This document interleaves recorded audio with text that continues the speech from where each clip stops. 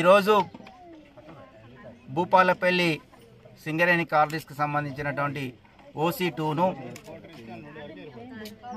మా యొక్క పక్కీర్గడ్డ ఆకుదారివాడ రైతులందరం కూడా ఈరోజు ధర్నాలో పాల్గొనడం జరిగింది. అసలు ఈ ధర్నా చేయడానికి ముఖ్య కారణం ఏంటంటే ఈరోజు పక్కీర్గడ్డ ఆకుదారివాడకు సంబంధించిన బోర్లు ఎండిపోయినాయి, తాగునీటి సమస్య ఉంది, అనేకమైనటువంటి దుమ్ము ధూళి, చాలామంది వ్యాధుల బారిన పడుతున్నారు. ఈ అక్కడ వచ్చే బదులు ఏంటంటే ఈ రోడ్డు మీదనో ఈ కారీలోనో చనిపోవడానికి సిద్ధంగా ఉండి ఈ గత్యంతరం లేక ఈ ధర్నాలో పాల్గొనడం జరిగింది.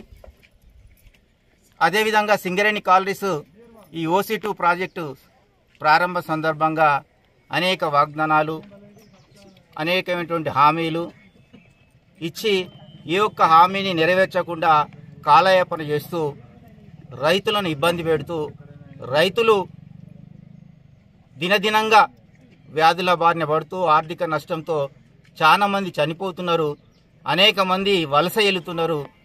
కాబట్టి ఈ విధమైనటువంటి నిర్ణయం తీసుకున్నాం. ఈ పోరాటం ఇంతటితో ఆపేది లేదు.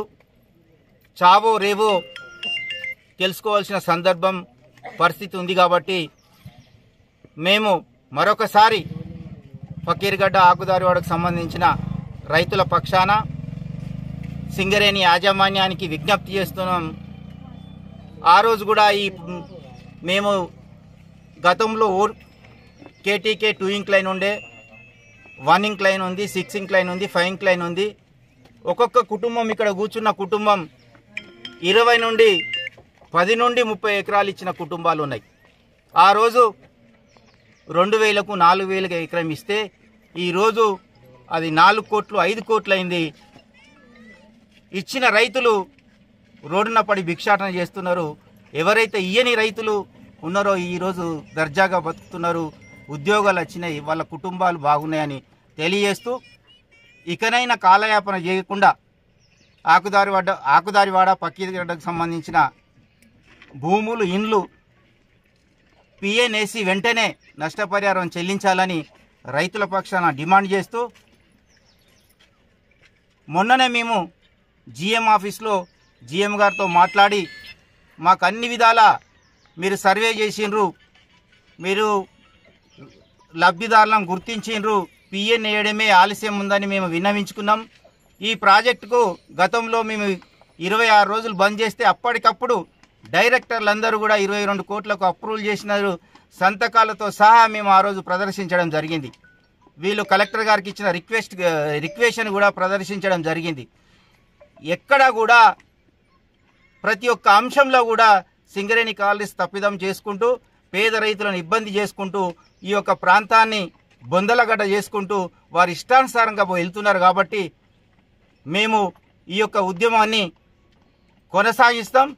కాకపోతే మొన్న GM ఆఫీసులో GM గారు మీకు అతి త్వరలోనే C&MD గారి అపాయింట్మెంట్ ఇప్పిస్తామని చెప్పారు. వాళ్ళు చెప్పి కూడా 3 రోజులైన సందర్భంగా మా రైతులు ఈ ఇబ్బందులు పడలేక చావో రేవో తెలుసుకోవాలనే ఉద్దేశంతో ఈరోజు ధర్నాకు పాల్గొనడం జరిగింది. ఇప్పుడు కూడా GM గారు మీ అందరి ముంగట 25 లోపు C&MD గారిని కల్పిస్తానని హామీ ఇవ్వడం జరిగింది. హామీ మేరకు ఈరోజు ఇక్కడి నుంచి ఈ ధర్నా విరమించి వెళ్తాము. కానీ 25వ తారీఖు తర్వాత కూడా ఒకవేళ వాళ్ళు ఇచ్చినటువంటి కల్పియడము నష్టపరిహారం గురించి మేము కూడా మా యొక్క సాధక బాధకాలు రైతుల అందరం కూడా వెళ్ళి వారికి విన్నవిస్తాం.